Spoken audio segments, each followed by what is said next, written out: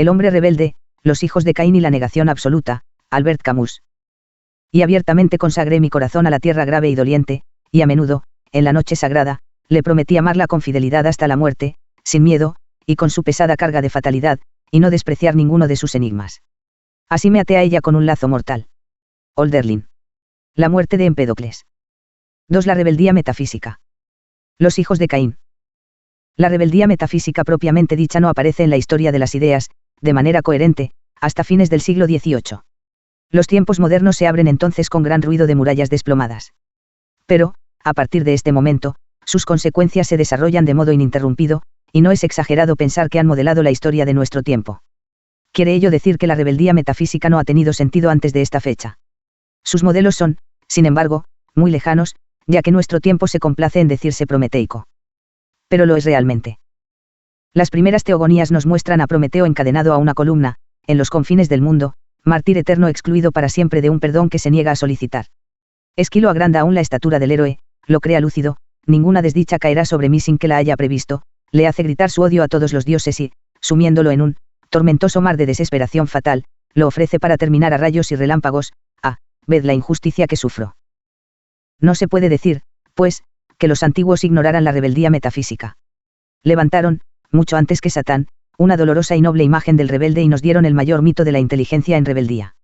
El inagotable genio griego, que concedió una parte tan importante a los mitos de la adhesión y la modestia, supo dar, no obstante, su modelo a la insurrección. Indiscutiblemente, algunos de los rasgos prometeicos reviven aún en la historia de rebeldía que vivimos, la lucha contra la muerte. Yo he libertado a los hombres de la obsesión de la muerte, el mesianismo, yo he instalado en ellos las ciegas esperanzas, la filantropía, enemigo de Zeus, por haber amado en demasía a los hombres. Pero no se puede olvidar que el Prometeo portador del fuego, último término de la trilogía esquiliana, anunciaba el reino del hombre en rebeldía perdonado. Los griegos no emponzoñan nada. En sus audacias más extremas, permanecen fieles a esa mesura, que habían deificado. Su hombre en rebeldía no se levanta contra la creación entera, sino contra Zeus, que no pasa de ser uno de los dioses, y cuyos días están medidos. El mismo Prometeo es un semidios. Se trata de un ajuste de cuentas particular, de una actitud polémica sobre el bien, y no de una lucha universal entre el mal y el bien. Es porque los antiguos, si bien creían en el destino, antes creían en la naturaleza, de la que participaban. Rebelarse contra la naturaleza es lo mismo que rebelarse contra sí. Es darse de cabeza contra la pared. La única rebeldía coherente es entonces el suicidio.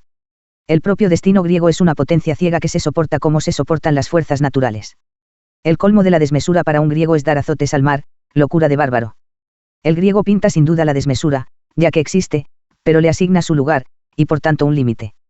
El reto de Aquiles tras la muerte de Patroclo, las imprecaciones de los héroes trágicos maldiciendo su destino, no arrastran la condenación total. Edipo sabe que no es inocente. Es culpable a pesar suyo, forma asimismo parte del destino. Se lamenta, pero no pronuncia las palabras irreparables. La misma Antígona, si se revela, es en nombre de la tradición, para que sus hermanos hallen el reposo en la tumba y sean observados los ritos. En cierto sentido, se trata en ella de una rebeldía reaccionaria. La reflexión griega, ese pensamiento de dos caras, casi siempre deja correr en contrapunto, detrás de las melodías más desesperadas, la palabra eterna de Edipo que, ciego y miserable, reconocerá que todo está bien. Él sí se equilibra con el no. Incluso cuando Platón prefigura en Calicles el tipo vulgar de Nietzscheano, incluso cuando éste exclama, pero que aparezca un hombre poseyendo la naturalidad que conviene, se escapa, pisotea nuestras fórmulas, nuestros embrujos, nuestros hechizos y esas leyes que, todas ellas, sin excepción, son contrarias a la naturaleza. Nuestro esclavo se ha insurreccionado y se ha rebelado amo, incluso entonces, pronuncia la palabra naturaleza, si bien rechaza la ley. Es que la rebeldía metafísica supone una visión simplificada de la creación, que los griegos no podían tener. Para ellos, no había los dioses de un lado y los hombres del otro, sino grados que llevaban de los últimos a los primeros. La idea de inocencia opuesta a la de culpabilidad, la visión de una historia toda entera resumida a la lucha del bien y del mal les era ajena. En su universo, hay más faltas que crímenes, siendo la desmesura el único crimen definitivo. En el mundo totalmente histórico que amenaza con ser el nuestro, ya no hay faltas, antes al contrario, no hay más que crímenes, el primero de los cuales es la mesura. Así se explica la curiosa mezcla de ferocidad y de indulgencia que se respira en el mito griego. Los griegos nunca han hecho del pensamiento, y esto nos degrada con relación a ellos, un campo parapetado. La rebeldía, a fin de cuentas, no se imagina si no es contra alguien. La noción de Dios personal, creador y por tanto responsable de todas las cosas, es la única que da su sentido a la protesta humana. Se puede decir también, y sin paradoja, que la historia de la rebeldía es, en el mundo occidental, inseparable de la del cristianismo. Hay que esperar, en efecto, los últimos momentos del pensamiento antiguo para ver encontrar su lenguaje a la rebeldía, en pensadores de transición, y en nadie tan profundamente como en Epicuro y Lucrecio. La horrible tristeza de Epicuro tiene ya un sonido nuevo. Nace, sin duda, de la angustia de la muerte que no es ajena al espíritu griego. Pero el acento patético que adquiere esta angustia es revelador. Uno puede asegurarse contra todo tipo de cosas, pero en lo tocante a la muerte, somos todos como habitantes de una ciudadela desmantelada. Lucrecio precisa, la substancia de este vasto mundo está reservada a la muerte y a la ruina. ¿Por qué reservar el gozo para más tarde? De espera en espera, dice Epicuro, consumimos nuestra vida y morimos todos esforzándonos. Hay que gozar, pues. Pero qué gozo tan extraño. Consiste en cegar los muros de la ciudadela, en asegurarse el pan y el agua, en la sombra silenciosa. Puesto que la muerte nos amenaza, hay que demostrar que la muerte no es nada. Como Epicteto y Marco Aurelio, Epicuro destierra la muerte del ser. La muerte no es nada con respecto a nosotros, pues lo que está disuelto es incapaz de sentir, y lo que no siente no es nada para nosotros. ¿Es la nada? No, pues todo en este mundo es materia y morir significa tan solo retornar al elemento. El ser es la piedra. La singular voluptuosidad de que habla Epicuro reside sobre todo en la ausencia de dolor, es la felicidad de las piedras. Para escapar del destino, en un movimiento admirable que volveremos a encontrar en nuestros grandes clásicos, Epicuro mata la sensibilidad, y en principio el primer grito de la sensibilidad que es la esperanza. Lo que dice el filósofo griego de los dioses no se entiende de otro modo. Toda la desdicha de los hombres viene de la esperanza que los arranca del silencio de la ciudadela, que los arroja a las murallas en la espera de la salvación. Estos movimientos irrazonables no tienen más efecto que volver a abrir heridas cuidadosamente vendadas. Es por eso por lo que Epicuro no niega a los dioses, los aleja, pero tan vertiginosamente, que al alma no le queda más salida que emparedarse de nuevo. El ser dichoso e inmortal no tiene problemas ni se los crea a nadie. Y Lucrecio, yendo más lejos, es indiscutible que los dioses, por su propia naturaleza, gozan de la inmortalidad en medio de la paz más profunda, ajenos a nuestros problemas de los que están totalmente apartados. Olvidemos, pues, a los dioses, no pensemos nunca en ellos y, ni vuestros pensamientos del día ni vuestros sueños de la noche os causarán trastornos. Volveremos a encontrar más adelante, pero con matices importantes, este tema eterno de la rebeldía. Un Dios sin recompensa ni castigo, un Dios sordo es la única imaginación religiosa de los hombres en rebeldía. Pero, mientras que Vigna y maldecirá el silencio de la divinidad, Epicuro juzga que, ya que hay que morir, el silencio del hombre prepara mejor a este destino que las palabras divinas. El largo esfuerzo de esta curiosamente se agota elevando murallas alrededor del hombre, reconstruyendo la ciudadela y ahogando sin compasión el irreprimible grito de la esperanza humana. Entonces, una vez cumplido este repliegue estratégico, solo entonces, Epicuro, como un dios en medio de los hombres, cantará victoria en un canto que señala bien el carácter defensivo de su rebeldía. He desbaratado tus emboscadas, oh destino, he cerrado todas las vías por las que podías alcanzarme. No nos dejaremos vencer ni por ti, ni por ninguna fuerza maligna. Y cuando haya sonado la hora de la inevitable partida, nuestro desprecio por quienes se agarran vanamente a la existencia estallará en este hermoso canto, cuán dignamente hemos vivido. Lucrecio, único en su época, llevará mucho más lejos esta lógica y la hará desembocar en la reivindicación moderna. No añade nada sobre el fondo a Epicuro. Niega, también él, todo principio de explicación que no sea evidente. El átomo no es más que el último refugio en que el ser, reintegrado a sus elementos primeros, proseguirá una especie de inmortalidad sorda y ciega, de muerte inmortal que, para Lucrecio lo mismo que para Epicuro, figura la única felicidad posible. Tiene que admitir, con todo, que los átomos no se asocian solos y, antes que consentir en una ley superior y, para acabar, en el destino que quiere negar, admite un movimiento fortuito, el clinamen según el cual los átomos se encuentran y se combinan. Ya, observémoslo, se plantea el gran problema de los tiempos modernos, en los que la inteligencia descubre que sustraer al hombre del destino equivale a entregarlo al azar. Por ello, se esfuerza en darle un destino esta vez histórico. Lucrecio no llega a tanto. Su odio al destino y a la muerte se satisface con esta tierra ebria en que los átomos forman el ser accidentalmente, y en la que el ser accidental se disipa en átomos. Pero su vocabulario atestigua, sin embargo, una sensibilidad nueva. La ciudadela ciega se transforma en campo parapetado, Moenia Mundi, las murallas del mundo, son una de las expresiones claves de la retórica de Lucrecio. Ciertamente, el gran problema en este campo reside en acallar la esperanza. Pero la renuncia metódica de Epicuro se transforma en una ascesis trémula que a veces se corona de maldiciones. La piedad, para Lucrecio, es sin duda, poder mirarlo todo con una mentalidad que no turba nada. Pero esta mentalidad tiembla con todo por la injusticia que se le inflige al hombre. Bajo la presión de la indignación corren a través del gran poema sobre la naturaleza de las cosas, nuevas nociones de crimen, de inocencia, de culpabilidad y de castigo. Se habla del primer crimen de la religión, Ifigenia y su inocencia degollada, de ese tiro divino que, a menudo pasa junto a los culpables y va, con un castigo no merecido, a privar de la vida a inocentes. Si Lucrecio hace burla del miedo a los castigos del otro mundo, no es, como Epicuro, en el movimiento de una rebeldía defensiva, sino por un razonamiento agresivo, porque se castigaría el mal, puesto que, desde ahora, vemos suficientemente que no se recompensa el bien. Epicuro mismo, en la epopeya de Lucrecio, se convertirá en el rebelde magnífico que no era. Mientras que a los ojos de todos, la humanidad arrastraba en la tierra una vida abyecta, aplastada bajo el peso de una religión cuyo rostro se mostraba desde lo alto de las regiones celestes, amenazando a los mortales con su aspecto horrendo, el primero, un griego, un hombre, osó alzar sus ojos mortales contra ella, y contra ella levantarse, y así, la religión es a su vez derribada y pisoteada, y a nosotros, la victoria nos eleva hasta el cielo. Se nota aquí la diferencia que puede haber entre esta blasfemia nueva y la maldición antigua. Los héroes griegos podían desear convertirse en dioses, pero al mismo tiempo que los dioses ya existentes. Se trataba entonces de un ascenso. El hombre de Lucrecio, por el contrario, procede a una revolución. Rechazando a los dioses indignos y criminales, ocupa él mismo su sitio. Se del campo tapiado y empieza los primeros ataques contra la divinidad en nombre del dolor humano. En el universo antiguo, el crimen es lo inexplicable y lo inexpiable. En Lucrecio, ya, el crimen del hombre no es más que una respuesta al crimen divino. Y no es casual si el poema de Lucrecio termina con una prodigiosa imagen de santuarios divinos henchidos de los cadáveres acusadores de la peste. Este lenguaje nuevo no puede comprenderse sin la noción de un Dios personal que empieza a formarse lentamente en la sensibilidad de los contemporáneos de Epicuro y de Lucrecio. Es al Dios personal al que la rebeldía puede pedir personalmente cuentas. Tan pronto como reina, se levanta ella, en su resolución más feroz, y pronuncia el no definitivo. Con Caín, la primera rebeldía coincide con el primer crimen. La historia de la rebeldía, tal como la vivimos hoy día, es mucho más la de los hijos de Caín que la de los discípulos de Prometeo. En este sentido, será el Dios del Antiguo Testamento, sobre todo, el que movilizará la energía revelada. Inversamente, hay que someterse al Dios de Abraham, de Isaac y de Jacob cuando sea terminado, como Pascal, la carrera de la inteligencia en rebeldía. El alma que duda más aspira al mayor jansenismo. Desde este punto de vista, el Nuevo Testamento puede considerarse como una tentativa para responder, de antemano, a todos los Caínes del mundo, suavizando la figura de Dios y suscitando un intercesor entre él y el hombre.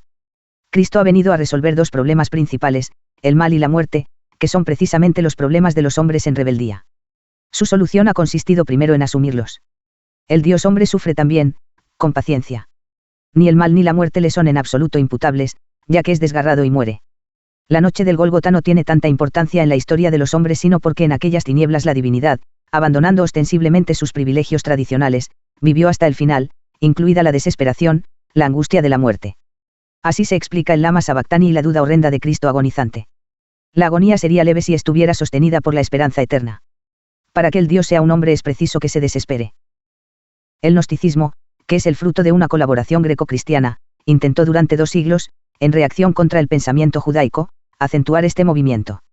Se conoce la multiplicidad de intercesores imaginados por Valentín, por ejemplo. Pero los eones de aquella kermés metafísica representan el mismo papel que las verdades intermediarias en el helenismo. Tratan de atenuar lo absurdo de un cara a cara entre el hombre miserable y el Dios implacable. Es el papel, en particular, del segundo Dios cruel y belicoso de Marción. Este demiurgo creó el mundo finito y la muerte. Debemos odiarlo al mismo tiempo que debemos negar su creación, mediante la ascesis, hasta destruir la merced a la abstinencia sexual. Se trata, pues, de una ascesis orgullosa y en rebeldía. Simplemente, Marción inclina la rebeldía hacia un Dios inferior para exaltar más al Dios superior.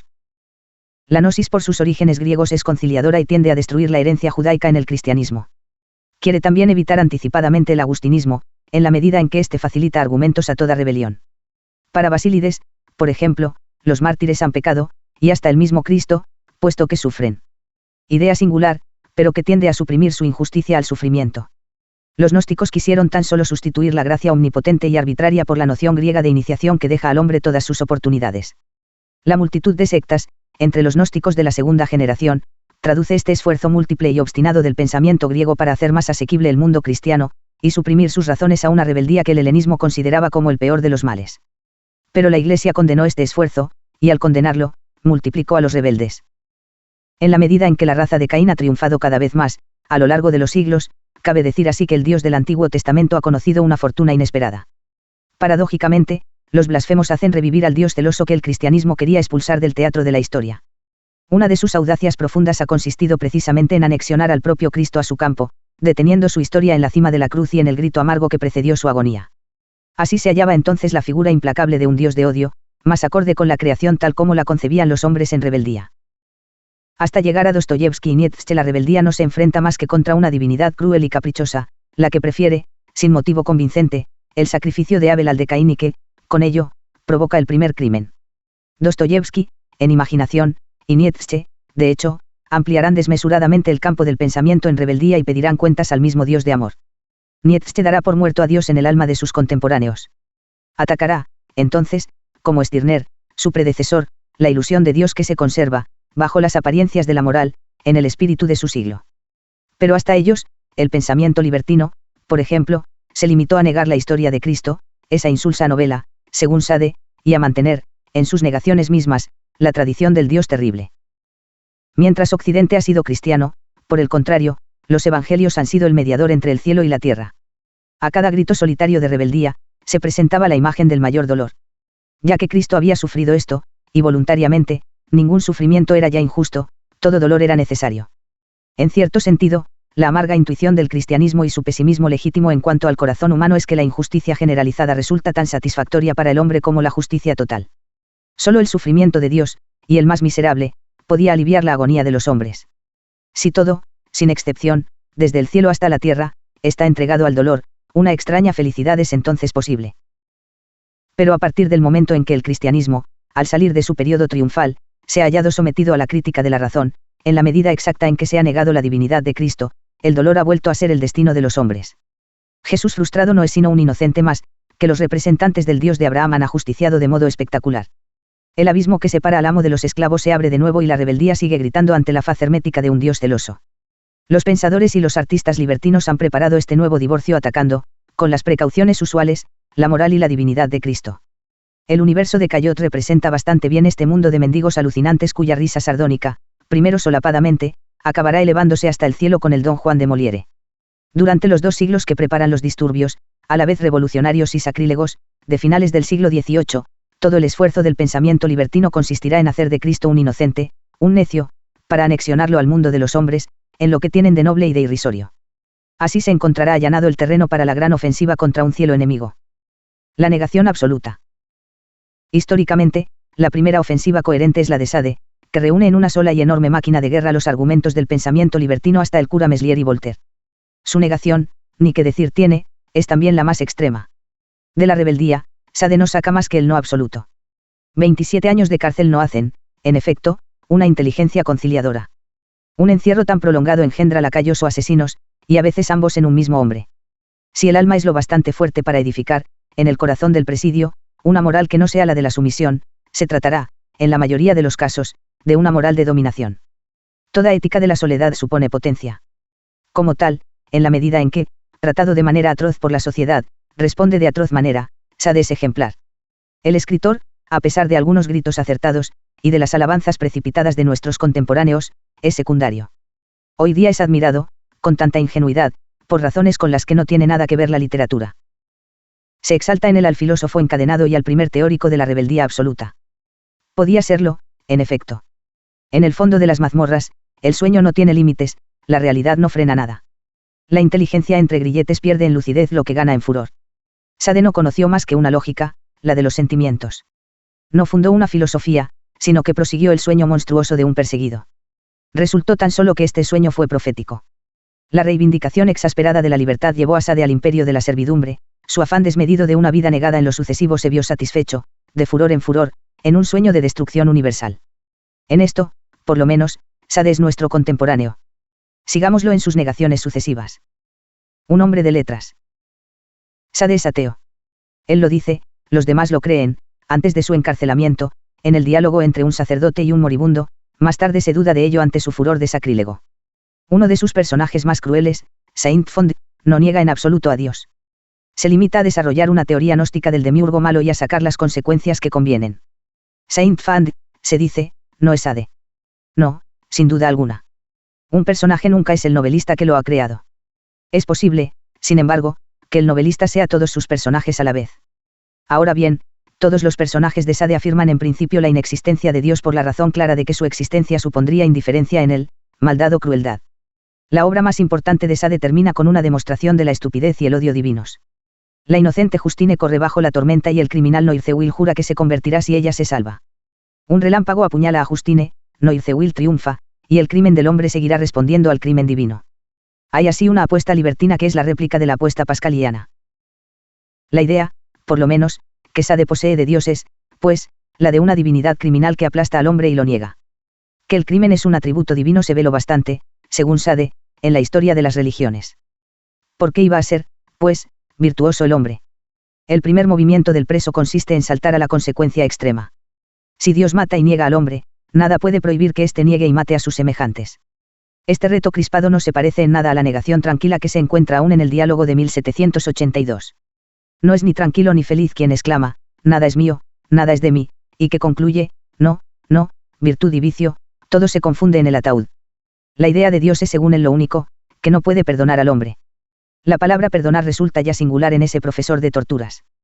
Pero es asimismo a quien no puede perdonar una idea que su visión desesperada del mundo, y su condición de preso, refutan absolutamente. Una rebeldía doble dirigirá en lo sucesivo el razonamiento de Sade, contra el orden del mundo y contra sí mismo. Como estas dos rebeldías son contradictorias en todo salvo en el corazón trastornado de un perseguido, su razonamiento no cesa nunca de ser ambiguo o legítimo, según se estudia a la luz de la lógica o con el esfuerzo de la compasión. Negará, pues, al hombre y su moral puesto que Dios los niega. Pero, al mismo tiempo, negará a Dios, que, hasta entonces, le servía de valedor y de cómplice. ¿En nombre de qué? En nombre del instinto más fuerte en aquel a quien el odio de los hombres hace vivir entre los muros de una prisión, el instinto sexual. ¿Qué es este instinto? Es, por una parte, el grito mismo de la naturaleza y, por otra parte, el impulso ciego que exige la posesión total de los seres, a costa incluso de su destrucción. Sade negará a Dios en nombre de la naturaleza, el material ideológico de su tiempo lo provee entonces de discursos mecanicistas, y hará de la naturaleza un poder de destrucción. Para él, la naturaleza es el sexo, su lógica lo conduce a un universo sin ley en el que el único dueño será la energía desmesurada del deseo. En él está su reino febril, en el que haya sus más bellos gritos, que son todas las criaturas de la tierra frente a un solo deseo nuestro. Los largos razonamientos en que los personajes de Sade demuestran que la naturaleza necesita del crimen, que hay que destruir para crear, que se la ayuda, pues, a crear desde el momento en que se destruye uno a sí mismo, solo apuntan a fundar la libertad absoluta del presidiario Sade, demasiado injustamente comprimido para no desear la explosión que lo hará saltar todo por los aires. En esto se opone a su época, la libertad que reclama no es la de los principios, sino la de los instintos. Sade soñó, sin duda, en una república universal cuya estructura nos hizo exponer por un sabio reformador, Zame. Nos mostró así que una de las direcciones de la rebeldía en la medida en que, merced a la aceleración de su movimiento, tolera cada vez menos límites, es la liberación del mundo entero. Pero todo en él contradice este sueño piadoso. No es el amigo del género humano, odia a los filántropos. La igualdad de que habla a veces es una noción matemática, la equivalencia de los objetos que constituyen los hombres, la abyecta igualdad de las víctimas. El que lleva su deseo hasta el fin necesita dominarlo todo, su verdadera realización está en el odio. La República de Sade no tiene por principio la libertad, sino el libertinaje. La justicia, escribe este singular demócrata, no tiene existencia real. Es la divinidad de todas las pasiones. Nada más revelador en este aspecto que el famoso libelo, leído por Dolmancé en la filosofía en el tocador y que lleva un título curioso, franceses, un esfuerzo más si queréis ser republicanos. Pierre Klossowski tiene razón en subrayarlo, este libelo demuestra a los revolucionarios que su república se apoya en el asesinato del rey de derecho divino y que, al guillotinar a Dios el 21 de enero de 1793, se han prohibido para siempre las proscripciones del crimen y la censura de los instintos maléficos. La monarquía, al mismo tiempo que a sí misma, mantenía la idea de Dios que fundaba las leyes. La república, por su parte, se mantiene en pie por sí sola y sus costumbres deben carecer de mandamientos. Es, sin embargo, dudoso que Sade, como quiere Klossowski, haya tenido el sentimiento profundo de un sacrilegio y que este horror casi religioso lo haya conducido a las consecuencias que enuncia. Más bien, poseía sus consecuencias antes y descubrió después el argumento adecuado para justificar la licencia absoluta de las costumbres que quería pedir al gobierno de su tiempo. La lógica de las pasiones trastoca el orden tradicional del razonamiento y pone la conclusión antes de las premisas. Basta para convencerse de ello con apreciar la admirable sucesión de sofismas con los cuales, en dicho texto, justifica Sade la calumnia, el robo y el crimen, y pide que se los tolere en la ciudad nueva. No obstante, es entonces cuando su pensamiento resulta más profundo. Rechaza, con una clarividencia excepcional en su época, la alianza presuntuosa de la libertad y la virtud. La libertad, sobre todo cuando es el sueño del preso, no puede tolerar límites. O es el crimen, o ya no es la libertad. En este punto esencial, Sade no cambió jamás. Este hombre que no ha predicado sino contradicciones solo encuentra una coherencia, y la más absoluta, en lo tocante a la pena capital. Amante de ejecuciones refinadas, teórico del crimen sexual, nunca ha podido soportar el crimen legal. Mi detención nacional, con la guillotina ante los ojos, me ha causado 100 veces más daño que el que me habían hecho todas las bastillas imaginables. De este horror ha sacado el valor de ser públicamente moderado durante el terror y de intervenir generosamente en favor de una suegra que, sin embargo, lo había hecho encerrar en la Bastilla. Unos años más tarde, Nodier debía resumir claramente, tal vez sin saberlo, la posición obstinadamente defendida por Sade: matar a un hombre en el paroxismo de una pasión se comprende. Hacerlo matar por otro en la calma de una meditación seria, y bajo el pretexto de un ministerio honorable, es incomprensible. Hallamos aquí el esbozo de una idea que será desarrollada asimismo por Sade: el que mata ha de pagar con su vida. Sade, lo estamos viendo, es más moral que nuestros contemporáneos. Pero su odio a la pena de muerte no es ante todo sino el odio a unos hombres que creen suficientemente en su virtud, o en la de su causa, para atreverse a castigar, y definitivamente, cuando ellos mismos son a su vez criminales. No se puede, al mismo tiempo, elegir el crimen para sí y el castigo para los otros. Hay que abrir las cárceles o suministrar la prueba, imposible, de la propia virtud. A partir del momento en que se acepta el crimen, aunque sea una sola vez, hay que admitirlo universalmente. El criminal que actúa según la naturaleza no puede, sin prevaricación, ponerse del lado de la justicia. Un esfuerzo más si queréis ser republicanos, significa: aceptad la libertad del crimen, única razonable, y entrad para siempre en la insurrección como se entra en la gracia. La sumisión total al mal desemboca entonces en una horrible ascesis que debería aterrorizar a la República de las Luces y de la bondad natural. Esta, cuyo primer alzamiento, por una coincidencia significativa, había quemado el manuscrito de los 120 días de Sodoma, no podía dejar de denunciar aquella libertad herética y encerrar de nuevo entre cuatro muros a un partidario tan comprometedor. Le daba, con ello, la terrible oportunidad de llevar más lejos su lógica de la rebeldía. La República ha podido ser un sueño para Sade, nunca una tentación. En política, su verdadera posición es el cinismo. En su sociedad de los amigos del crimen se declara ostensiblemente favorable al gobierno y sus leyes, que se dispone, no obstante, a violar. Así, los chulos votan al diputado conservador. El proyecto que Sade planea supone la neutralidad benévola de la autoridad. La República del crimen no puede, al menos provisionalmente, ser universal. Debe aparentar que obedece a la ley. Sin embargo, en un mundo sin más regla que la del crimen, bajo el cielo del crimen, en nombre de una naturaleza criminal, Sade no obedece en realidad más que a la ley insaciable del deseo. Pero desear sin límites equivale también a aceptar ser deseado sin límites. La licencia para destruir supone que a su vez puede ser uno destruido. Habrá que luchar, pues, y dominar. La ley de este mundo no es otra que la de la fuerza, su motor, la voluntad de poder. El amigo del crimen solo respeta realmente dos especies de poderes: uno, fundado en el azar del nacimiento, que encuentra en su sociedad, y otro, al que se iza al oprimido, cuando, a fuerza de perversidad, logra igualarse a los grandes señores libertinos a los que Sade convierte en sus personajes habituales. Este grupito de poderosos, estos iniciados saben que poseen todos los derechos. Quien duda, siquiera un segundo, de este temible privilegio es expulsado en el acto del rebaño y vuelve a convertirse en víctima. Se llega así a una especie de blanquismo moral en que un pequeño grupo de hombres y mujeres que detentan un extraño saber se sitúan resueltamente por encima de una casta de esclavos. El único problema para ellos consiste en organizarse para ejercer, en su plenitud, unos derechos que tienen la magnitud terrorífica del deseo. No pueden esperar imponerse a todo el universo mientras el universo no haya aceptado la ley del crimen. Sade ni siquiera creyó jamás que su nación se prestara al esfuerzo suplementario que la haría republicana. Pero si el crimen y el deseo no son la ley de todo el universo, si no reinan al menos en un territorio definido, no son ya principio de unidad, sino fermentos de conflicto. No son ya la ley, y el hombre retorna a la dispersión y al azar. Hay que crear, pues, de cabo a rabo un mundo que responda a la medida exacta de la nueva ley. La exigencia de unidad, frustrada por la creación, se satisface a la fuerza en un microcosmos. La ley del poder nunca tiene paciencia para alcanzar el imperio del mundo. Necesita delimitar sin tardar el terreno en que se ejerce, aunque haya que cercarla con alambradas y torres de control. En Sade, crea lugares cerrados, castillos con 7 recintos, de los que es imposible evadirse, y en los que la sociedad del deseo y el crimen funciona sin tropiezos, según un reglamento implacable. La rebeldía más desenfrenada, la reivindicación total de la libertad desemboca en el avasallamiento de la mayoría. La emancipación del hombre termina, para Sade, en esas casamatas de la corrupción donde una especie de junta política del vicio regula la vida y la muerte de los hombres y mujeres entrados para siempre en el infierno de la necesidad. Su obra abunda en descripciones de tales lugares privilegiados en los que, cada vez, los libertinos feudales, demostrando a las víctimas reunidas su impotencia y su esclavitud absolutas, repiten el discurso del duque de Blanchis al pueblo humilde de los 120 días de Sodoma: estáis muertos ya para el mundo. Sade habitaba asimismo la Torre de la Libertad, pero en la Bastilla. La rebeldía absoluta se entierra con él en una fortaleza sórdida de la que nadie, ni perseguidos ni perseguidores, puede salir. Para fundar su libertad, se ve obligado a organizar la necesidad absoluta. La libertad ilimitada del deseo significa la negación del otro y la supresión de la piedad. Hay que matar el corazón, esa debilidad del espíritu. El recinto hermético y el reglamento se encargarán de ello.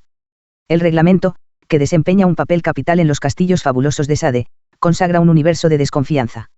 Ayuda a preverlo todo para que una ternura o una piedad imprevistas no vayan a estorbar los planes del placer arbitrario. Curioso placer sin duda, que se ejerce bajo mandato. Os levantaréis todos los días a las 10 de la mañana. Pero hay que impedir que el goce degenere en apego, hay que ponerlo entre paréntesis y endurecerlo. Además, no hay que dejar que los objetos del goce aparezcan jamás como personas. Si el hombre es una especie de planta absolutamente material, solo puede ser tratado como objeto, y como objeto de experimentación. En la República Alambrada de Sade solo hay mecánica y mecánicos. El reglamento, modo de uso de la mecánica, da a todo su lugar. Esos conventos infames tienen su regla, significativamente copiada de la de las comunidades religiosas. Así, el libertino se prestará a la confesión pública. Pero el criterio cambia, si su conducta es pura se culpa. Sade, como era usual en su tiempo, construye así sociedades ideales. Pero, a la inversa de su tiempo, codifica la maldad natural del hombre. Construye meticulosamente la ciudad del poder y el odio, precursor como es, hasta poner en números la libertad que ha conquistado. Resume entonces su filosofía en la fría contabilidad del crimen: exterminados antes del 1 de marzo, 10. Después del 1 de marzo, 20. Se vuelven, 16. Total, 46. Precursor, sin duda, pero modesto aún, como se ve. Si todo se detuviera aquí, Sade no merecería más que el interés que se presta a los precursores ignorados. Pero una vez bajado el puente levadizo, hay que vivir en el castillo. Por meticuloso que sea el reglamento, no alcanza a preverlo todo. Puede destruir, no crear. Los dueños de esas comunidades no hallarán en él la satisfacción que ambicionan. Sade recuerda a menudo la dulce costumbre del crimen. Nada en ello, sin embargo, parecido a la dulzura, más bien una rabia de hombre entre grilletes. Se trata en efecto de gozar, y el máximo de goce coincide con el máximo de destrucción. Poseer lo que se mata, acoplarse con el sufrimiento, he aquí el momento de la libertad total hacia el que se orienta toda la organización de los castillos. Pero desde el momento en que el crimen sexual suprime el objeto de voluptuosidad, suprime la voluptuosidad que solo existe en el momento preciso de la supresión. Hay que someter entonces otro objeto y matarlo de nuevo, y otro más, y tras él la infinidad de todos los objetos posibles. Se obtienen así esas sombrías acumulaciones de escenas eróticas y criminales cuyo aspecto rígido, en las novelas de Sade, deja paradójicamente al lector el recuerdo de una horrible castidad. ¿Qué vendría a hacer, en este universo, el goce, la gran alegría florida de los cuerpos consintientes y cómplices? Se trata de una búsqueda imposible para escapar de la desesperación y que, sin embargo, acaba en desesperación, de una carrera de la esclavitud a la esclavitud, y de la prisión a la prisión. Si solo es verdadera la naturaleza, si, en la naturaleza, solo son legítimos el deseo y la destrucción, entonces, de destrucción en destrucción, no bastando ya a la sed de sangre el propio reino humano, hay que correr a la aniquilación universal. Hay que hacerse, según la fórmula de Sade, el verdugo de la naturaleza. Pero ni eso mismo se logra tan fácilmente. Cuando la contabilidad está cerrada, cuando todas las víctimas han sido destruidas, los verdugos quedan cara a cara, en el castillo solitario. Algo les falta aún. Los cuerpos torturados regresan por sus elementos a la naturaleza de la que renacerá la vida. El crimen mismo no está acabado, el crimen solo quita la primera vida al individuo al que matamos, habría que poder arrancarle la segunda. Sade barrunta el atentado contra la creación: aborrezco la naturaleza. Quisiera entorpecer sus planes, contrarrestar su marcha, parar la rueda de los astros, trastornar los globos que flotan en el espacio, destruir lo que le sirve, proteger lo que le es nocivo, en una palabra insultarla en sus obras, y no logro conseguirlo. En vano imagina a un mecánico capaz de pulverizar el universo, sabe que en el polvo de los globos la vida seguirá. El atentado contra la creación es imposible. No puede destruirse todo, queda siempre un residuo. No logro conseguirlo, este universo implacable y glacial se relaja de pronto en la atroz melancolía merced a la cual Sade, por último, nos conmueve cuando no lo querría. Quizá pudiéramos atacar al sol, privar de él al universo o usarlo para abrasar al mundo, esos serían crímenes. Sí, serían crímenes, pero no el crimen definitivo. Hay que seguir andando, los verdugos se miden con la mirada. Están solos, y una sola ley los rige, la del poder. Ya que la han aceptado siendo como eran los amos, no pueden ya recusarla si se vuelve contra ellos. Todo poder tiende a ser único y solitario. Hay que matar a su vez, los amos se destrozarán. Sade intuye esta consecuencia y no se echa atrás. Un curioso estoicismo del vicio viene a esclarecer un poco esos bajos fondos de la rebeldía. No tratará de sumarse al mundo de la ternura y el compromiso. El puente levadizo no se bajará, aceptará el aniquilamiento personal. La fuerza desatada del rechazo se une en su extremo a una aceptación incondicional que no carece de grandeza. El amo acepta ser esclavo a su vez y hasta puede que lo desee. El cadalso también sería para mí el trono de las voluptuosidades. La suprema destrucción coincide entonces con la suprema afirmación. Los amos se arrojan unos sobre otros y esta obra erigida a la gloria del libertinaje se halla, sembrada de cadáveres muertos en la cima de su genio. El más potente, que sobrevivirá, será el solitario, el único, cuya glorificación ha emprendido Sade, en definitiva él mismo. He aquí que por fin reina, amo y Dios. Pero en el instante de su suma victoria, el sueño se disipa. El único se vuelve hacia el preso, a quien han dado nacimiento sus imaginaciones desmesuradas, se confunde con él. Está solo, en efecto, encerrado en una Bastilla ensangrentada, construida por entero en torno de un goce insatisfecho aún, pero en lo sucesivo sin objeto. Solo ha triunfado en sueños, y esas decenas de tomos, repletos de atrocidades y filosofía, resumen una ascesis desdichada, una marcha alucinante del no total al sí absoluto, un consentimiento a la muerte por fin, que transfigura el crimen de todo y de todos en suicidio colectivo. Se ejecutó a Sade en efigie, de igual modo que él no mató, más que en imaginación. Prometeo acaba en Onán. Terminará su vida, sin dejar de estar siempre preso, pero esta vez en un manicomio, representando obras en un tablado circunstancial, en medio de alucinados. La satisfacción que no le daba el orden del mundo se la proporcionaron, en un equivalente irrisorio, el sueño y la creación. El escritor, por supuesto, no tiene nada que negarse. Para él, al menos, se rompen los límites y el deseo puede llegar hasta el fin. En esto Sade es el hombre de letras perfecto. Construyó una ficción para procurarse la ilusión de ser. Puso por encima de todo, el crimen moral al que se llega por escrito. Su mérito, indiscutible, estriba en haber ilustrado de una vez, con la clarividencia desdichada de una ira acumulada, las consecuencias extremas de una lógica en rebeldía, cuando ésta olvida al menos la verdad de sus orígenes. Estas consecuencias son la totalidad cerrada, el crimen universal, la aristocracia del cinismo y la voluntad de Apocalipsis. Se encontrarán de nuevo muchos años después de él. Pero, habiéndolas saboreado, parece que se haya ahogado en sus propios estancamientos y que solo se haya liberado en la literatura. Curiosamente, fue Sade quien orientó la rebeldía por los caminos del arte por los que el romanticismo la llevaría más lejos aún. Sade habrá sido uno de esos escritores de quienes dice que, su corrupción es tan peligrosa, tan activa, que no tienen por objeto al imprimir su horrible sistema sino extender más allá de sus vidas la totalidad de sus crímenes, ya no pueden cometer más, pero sus malditos escritos harán que se cometan, y esa dulce idea que se llevan a la tumba los consuela de la obligación en que los pone la muerte de renunciar a lo que es. Su obra en rebeldía atestigua así su sed de supervivencia. Aunque la inmortalidad que anhela sea la de Caín, la anhela al menos, y declara a pesar suyo en favor de lo más cierto de la rebeldía metafísica.